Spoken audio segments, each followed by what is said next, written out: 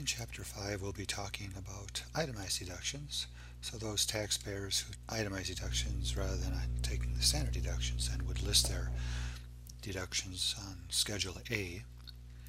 One thing I want to draw your attention to is the text. They list for medical expense itemized deductions the threshold at 10%, and it's was changed late in December of 2017 to 7.5%. So this change will run through 2019. So taxpayers can deduct itemized deductions for medical expenses after netting out any insurance proceeds or any type of reimbursement. And these itemized medical expense deductions would apply to the taxpayer, spouse, and dependents.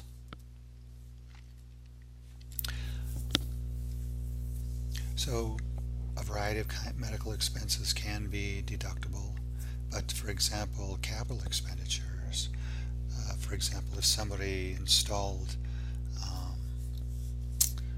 let's say a special type of swimming pool, therapeutic swimming pool. So this therapeutic swimming pool was installed. And so if that pool also increases the fair market value of the property, then the reimbursement would be reduced by the amount that installation of that therapeutic pool increased the fair market value of the property. So that is to say that therapeutic pool may have cost $10,000. If it increased the value of the property by $5,000, then a net amount, or the $5,000, would be available to be used as a deduction for medical expenses. Transportation costs also are deductible. Premiums on long-term care insurance are deductible, and that is subject to a person's age, the taxpayer's age. So I invite you to read in the text and to drill down on some of the details regarding the deductibility of those long-term insurance premium benefits. There are four major categories of deductible taxes on personal property, real estate, state and local taxes, and then foreign taxes. So these taxes then, for most individuals, are deductible on Schedule A.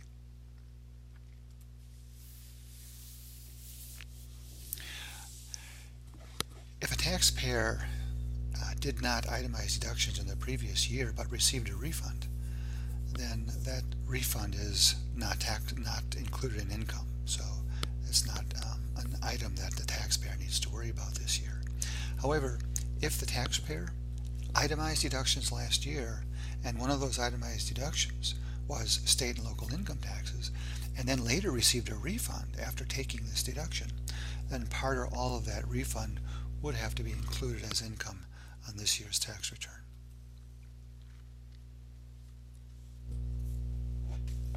So if you look at the computation for the deduction of sales tax, refer to the instructions at Schedule A, but an option that some folks use is just to use a sales tax deduction calculator on the IRS website, and that's a little bit easier.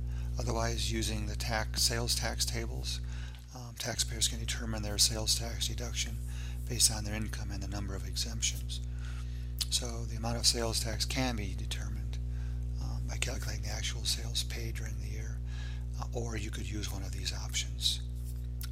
If you track your costs throughout the year and have all the information available, you can get a more accurate number for the deduction for sales taxes paid. But otherwise, you could use the methods that I have listed here on the screen.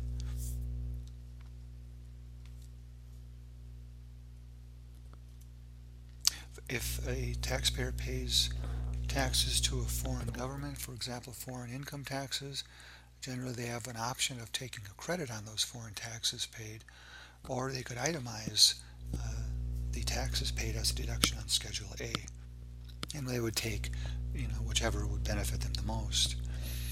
When we use the word credit rather than a deduction, credits generally will provide a greater tax benefit than would a deduction, because a credit is a dollar for dollar reduction in the taxes, and a deduction, the value of a deduction, is only the amount of the deduction times the marginal tax rate. Another itemized deduction is interest paid on a home that was acquired. So any loan that financed the acquisition of a home that interest is deductible.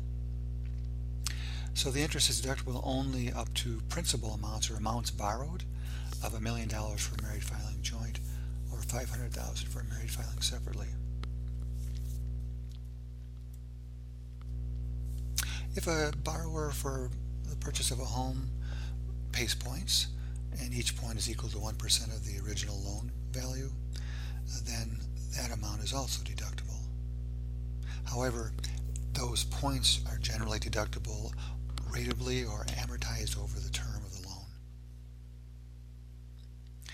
There is an exception if the points are paid in connection with the principal residence.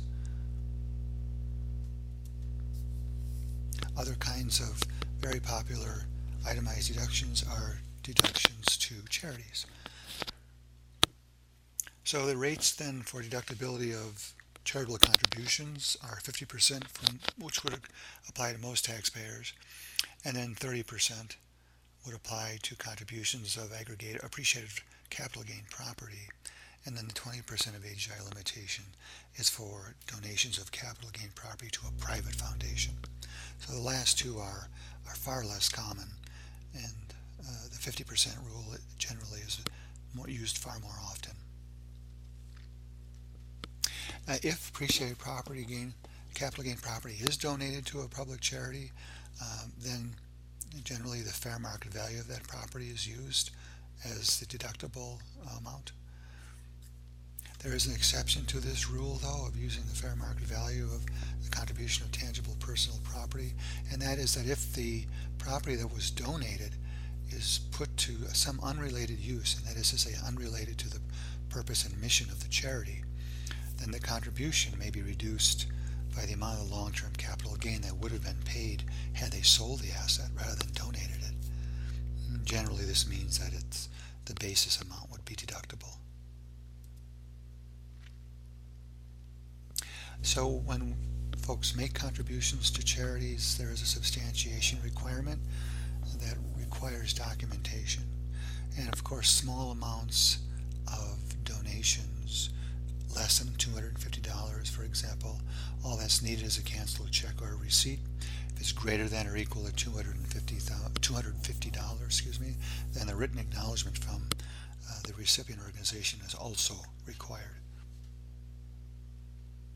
Any unused amounts of contributions can be carried for a maximum of 5 years to future tax returns.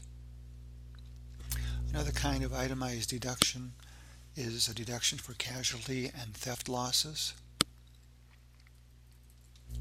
So what is a casualty? Casualty, for example, is an identifiable event that's sudden, unexpected, or unusual in nature. That's to say, if someone has termite damage that's been occurring over a number of years, that's not a casualty, and therefore would not be deducted as a casualty, and would not be deducted at all. But in the event there is a sudden loss in value for a storm or tornado that came through, and it's unusual to have a tornado in that area, then that is a casualty and then could be deductible.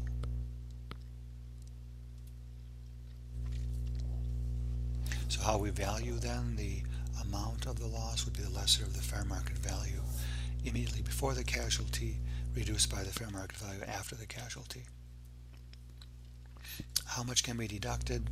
Well, for each deductible event, then the first $100 is reduced for each event, and then the loss must be in excess of 10% of AGI. So after reducing $100 from the total loss, only the amount in excess of 10% of AGI is deductible.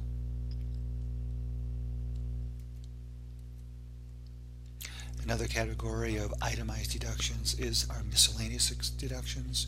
Again, these miscellaneous deductions, in order to be deductible on Schedule A, would have to exceed 2% of the taxpayer's adjusted gross income.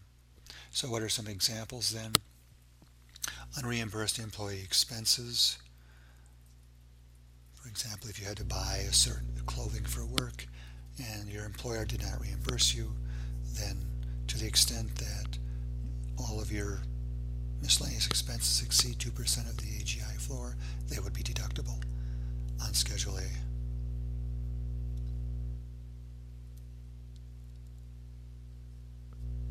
Itemized deductions are scaled back or limited to high income taxpayers, and so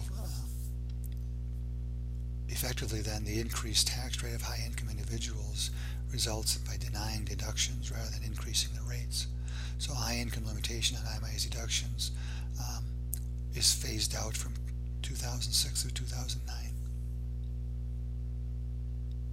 2017, this limitation came back in effect, which is why we're discussing it in this chapter. If you have any questions on this overview of the main topics of Chapter 5, please let me know.